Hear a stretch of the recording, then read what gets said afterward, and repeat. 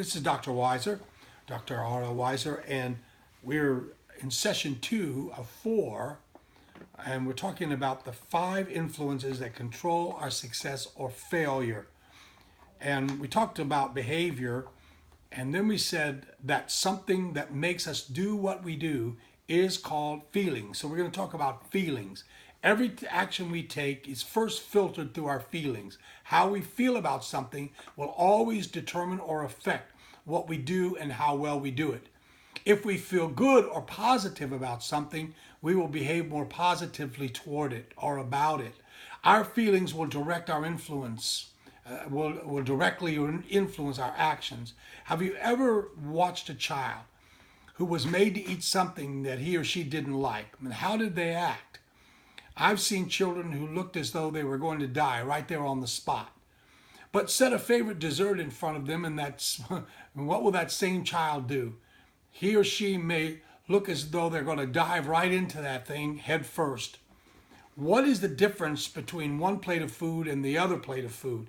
It's not that one type of food is better than the other. The difference is how the child has come to feel about the food. The way the child felt determined what action he or she took. In one instance, they fought it, and the other, they relished it. Someone told of a friend whose worst fear was that of flying. Ordinarily, she was a level-headed and possessed an even disposition.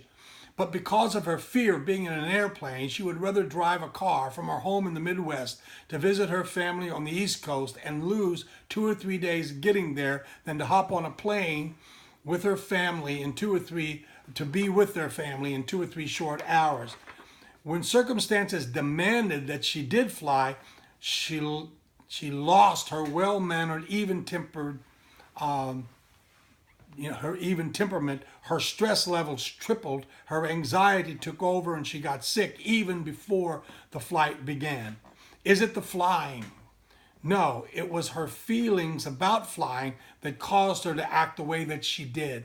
In this example, you'll notice once again, it made no difference if the individual's feelings were rational. Her feelings nonetheless directly controlled and influenced and severely affected the woman's actions.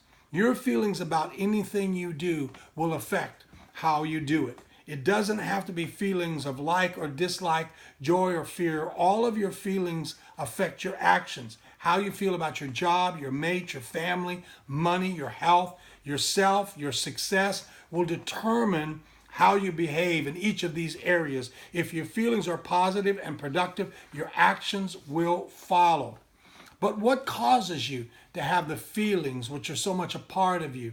Did you get them by accident? What creates the way you feel about anything? Is it chance? Never. Your feelings are created, controlled, determined, or influenced by your attitudes. Our attitudes are the perspectives from which we view life. Some people seem to have a good attitude about most things. Some people seem to have a bad attitude about everything. But when you look closer, you will find that most of us have a combination of attitudes, some good and some not so good.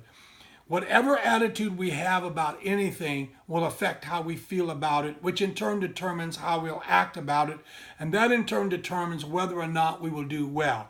So our attitudes play a very important part in helping us become successful. But where do we get our attitudes? Are we born with them, or do they just appear out of nowhere? Our attitudes are no accident. They don't just happen. Our attitudes are created, controlled, or influenced entirely by our beliefs. And so in our next session, we're going to talk about beliefs. I want to thank you for joining me today on this session 2 of 4. Check out our website, lifecatalyst.org, for a lot more information about this. Also, email me if you'd like, rlweiser@aol.com, or call me 630-881-0135.